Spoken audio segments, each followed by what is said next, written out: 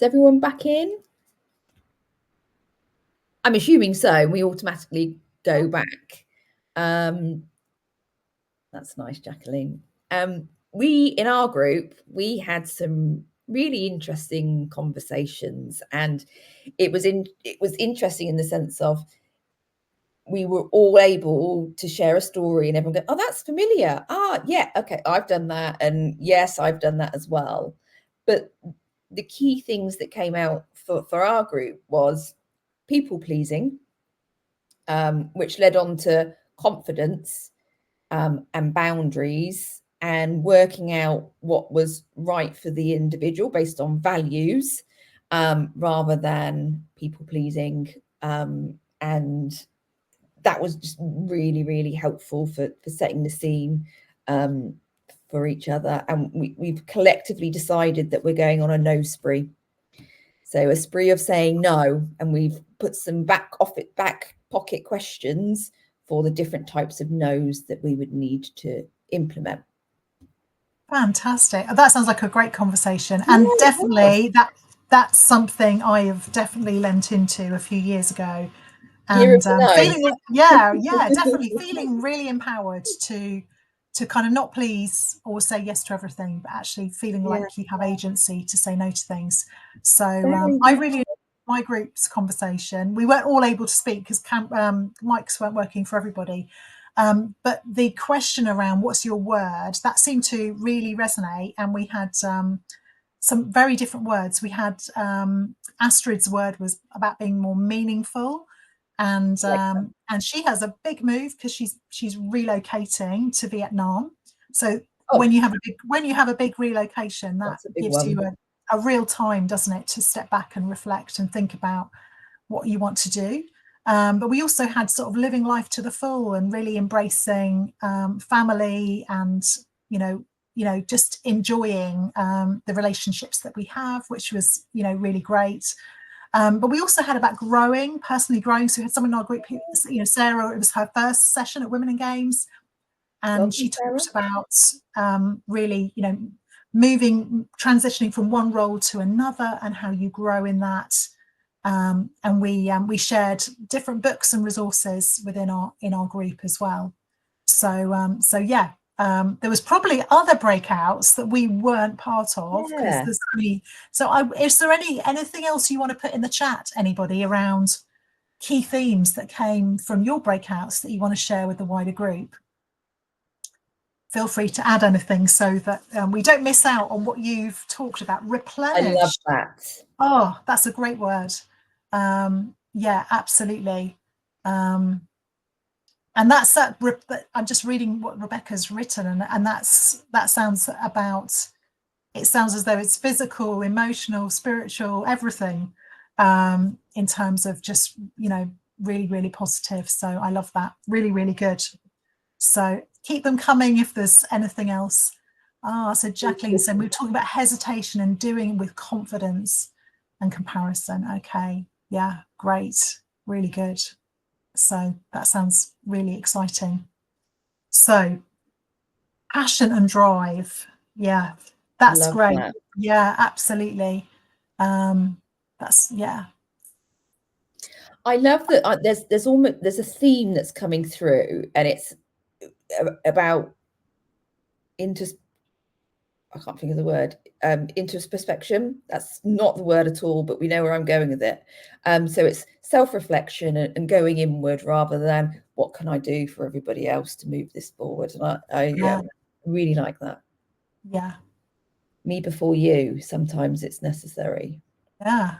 And then Elizabeth's word around progress in everything I do, even if it's small. Yeah, that's that absolutely. 1% compound gains. Yeah, and what is progress for me is going to be different for what is progress for you, and just that's super important and helpful. So yeah, very good. So we wanted to make a bit of time for sort of Q&A towards the end of the session. So I know that Rebecca's because she's got snow where she is at the moment, her internet was coming in and out. So I wondered whether we could just ask if you've got any questions that have kind of come up from the session today that you'd like to ask. If you could put them in the chat, and between Sarah and I, we can try and answer them, or you can also feel free to answer them through the chat as well. So are there any big questions that you have on your mind regarding empowering authentic goal setting that we haven't addressed today?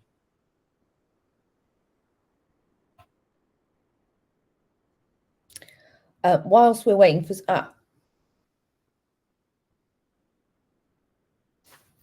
Rebecca, any advice or tips on finding a buddy for your goal accountability and to help you succeed? Well, you're in a group of 16 people, so perhaps ask there whether you've got a peer group. Is there a board on Women in Games where you can say, I'm looking for a buddy? That might be an appropriate place to look. LinkedIn's really good as well. I found quite a few buddies on LinkedIn, one in Spain, and we get on fabulously, and she's really helpful, which I wouldn't have found had it not been for LinkedIn and finding her there. Claire, anything to add to that?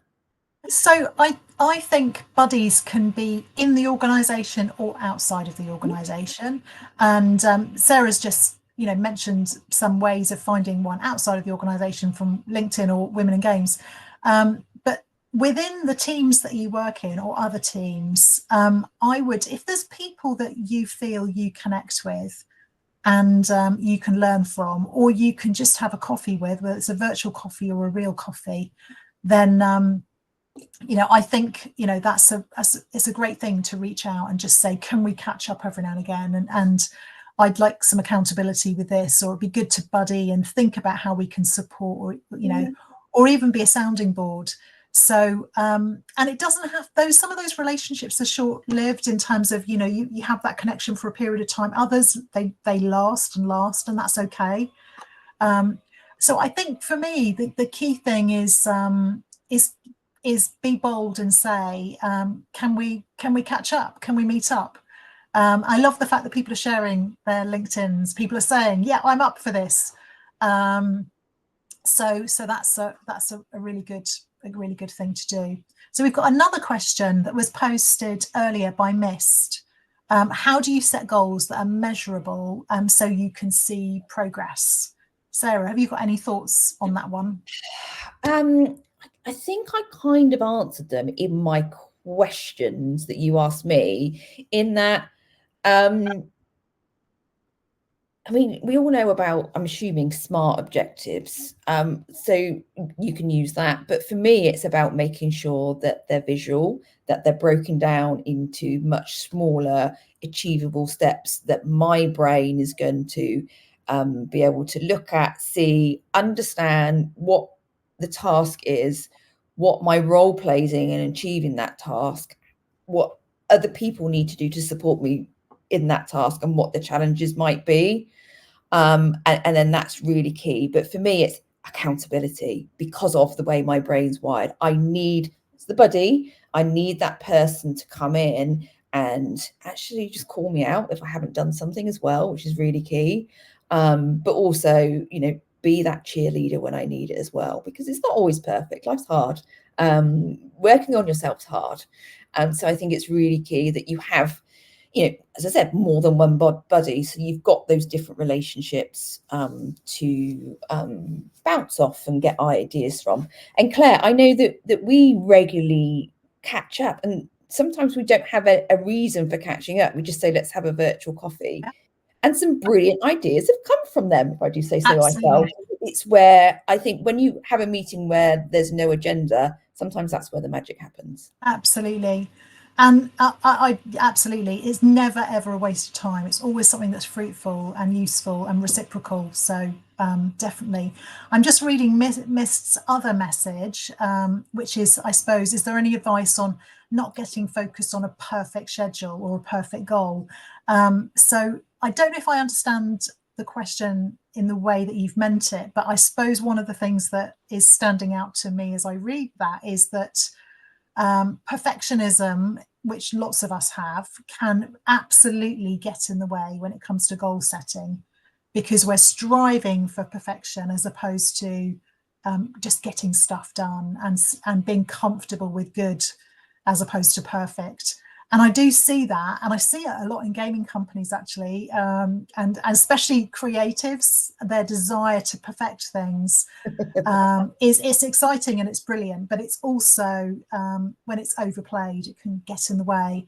And there's a few perfectionists in my family, and so I'm often saying to them, you know, done is better than perfect, and good is good enough, and don't let your perfectionism, you know, don't be a slave to it. So I think that might resonate with some of you, and that it can get in the way if we're striving for.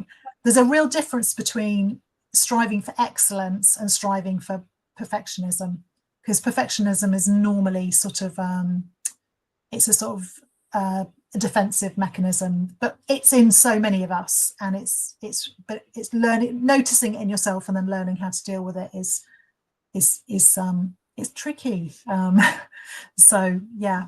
Any other questions that have come in that I've missed? So lots of people sharing, happy to connect. Oh yeah, Atomic Habits by James Clear. Thank you for that recommendation. That's really good. Yeah, fantastic. Lots of great questions and lots of people wanting to connect, which is really, really good. And I know that Gemma shared a link on the Women in Games and on her LinkedIn page, and both Claire and I are tagged there. So we'd love to connect with you, and whether you want to just connect and we can just be in the background or continue the conversation, I know that I'd be, Claire's nodding furiously, would be very happy to. And you know, again, these are the beautiful ways that we can build communities and get to understand all those different diverse worlds and coming together and sharing and building a really brilliant buddy community. Absolutely. So we're coming towards the end of the session now, Sarah, and I just think, given all the different things that we've talked about, have you got any sort of closing remarks or takeaways or things that you want to kind of say as we bring things to a close? So many, but I've only got a couple of minutes, so I won't take too long. But first of all, just huge thanks to Gemma and Rebecca and Mary Jane for making this happen today. I know that Claire's been telling me to connect with Gemma for about 3 or 4 years, so we finally made it happen, and this is what the outcome is. So I'm thrilled to have met you all and just hear some of your insights, and you're such a vibrant community, even in the chat. And I've been in other